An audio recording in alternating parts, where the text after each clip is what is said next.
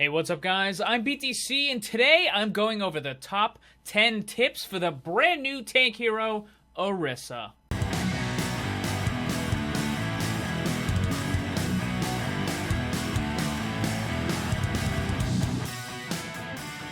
Starting out at number 10, Orisa's left-click primary attack and her right-click ability Halt can be used at the same time. Whenever you're fighting an enemy, remember that you don't have to stop shooting in order to use your Halt ability.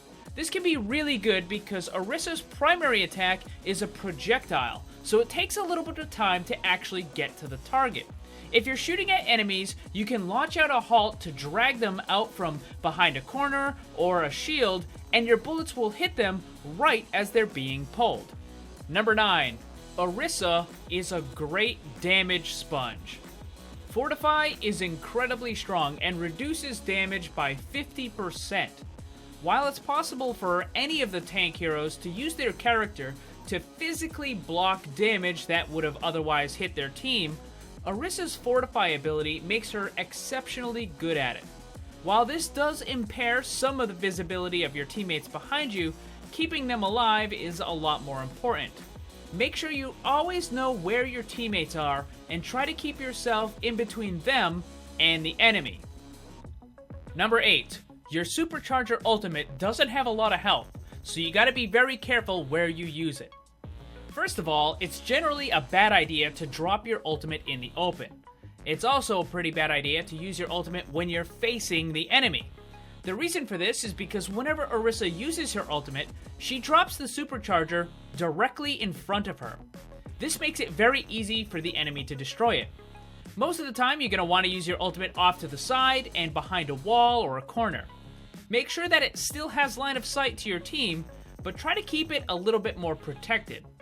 If you do have to drop it in a more open area, make sure that you put your shield down in front of it and also try to stand on top of it, so that way when the enemy shoots at it, they're going to hit you instead. Number 7. Stop reloading so much. This is a pretty simple one. Orisa's primary weapon has 150 bullets. You can shoot for a very long time with that much ammunition. Yet, a lot of people have the bad habit of hitting the reload button way too often. For Orisa, her reload is pretty slow. And if you're reloading in the middle of a fight, even when you don't really need to, it could mean that an enemy gets away or maybe one of your teammates gets killed. For the most part, the only time you really should have to reload manually is when a fight is already over. If you're in a fight, just keep shooting till the gun is empty and let it reload on its own. Number 6. The Halt ability is amazing at grabbing enemies off of the high ground or from around corners. Now, the first thing that people think of when they see the Halt ability and that it can move characters around is using it to get an environmental kill. And sure, grabbing an enemy and dropping them in the well in Ilios is a lot of fun, but a more common use is to use it to reposition enemies that are trying to hide from you, usually around a corner or on high ground. Now, taking an enemy DPS character off of that high ground and dropping them on the low ground will make it really easy for your team to follow up and get the kill. That puts your team at the advantage. Number 5. Never burst fire. Go full auto all the time. A lot of characters in Overwatch have something called spread, which means that their shots get more and more inaccurate the longer you hold down the fire button. But with Orisa, this isn't the case. Unlike other characters like Soldier 76, you never need to burst fire with Orisa. Her bullets will always have the same amount of spread, whether you shoot a few or 100. So there's no reason to burst fire. Just go full auto all the time. Number 4. The Halt ability will move a Bastion in Sentry form. Other characters like Pharah and Lucio have knockback abilities, but they do not work on a Bastion who's currently in Sentry mode. However, Orisa's Halt will pick up a Bastion and move him around. Now, it won't force him into recon mode like Roadhog's hook will, but it's still great for forcing the Bastion player into a weaker position.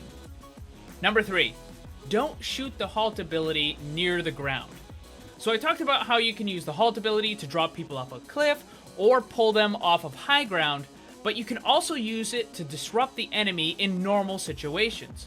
Something I see a lot of people do is they will aim the Halt ability close to the ground, so when the enemy moves, they just kind of move to the side. You really shouldn't be doing that. Instead, you should aim above the enemy, because not only will this move them, but it will also lift them up and off the ground. This will not only add a small amount of time to the control aspect of the ability, but it will also be very effective at disrupting the enemy's ability to aim properly. Number 2. Fortify does a lot more than just damage resistance. Whenever Arisa uses Fortify, she becomes immune to all stun, slow, and impairing abilities. Earth Shatter, Flashbang, Freezing Field, Graviton Surge, pretty much anything else in the game that stuns, slows, or impairs will have no effect on Arisa when she's using Fortify. If Junkrat throws a steel trap on the ground, you can just run right through it. If you think an enemy is about to use one of those abilities that causes a stun or a slow, you can try to bait them into using it and then quickly Fortify in order to completely negate it. And the number 1 tip is you can double the effective uptime of your shield by firing it straight into the air. Now, this is not going to be useful in all situations, but there are some cases where you can squeeze out a few extra seconds of uptime on your barrier. This is particularly good when you're on defense at the very start of a match. If you're standing in the choke point and you see the enemy approaching, you can fire your shield straight up into the air. It will take a few seconds before it lands, but as soon as you shoot it into the air, the ability will start to cool down.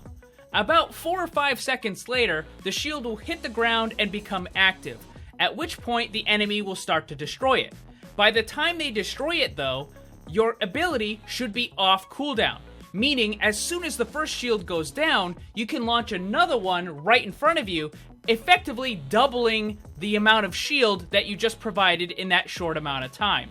Now, it will take a little bit of practice to get the timing, but if done right, it can actually slow down the attacking team's first push at that choke point.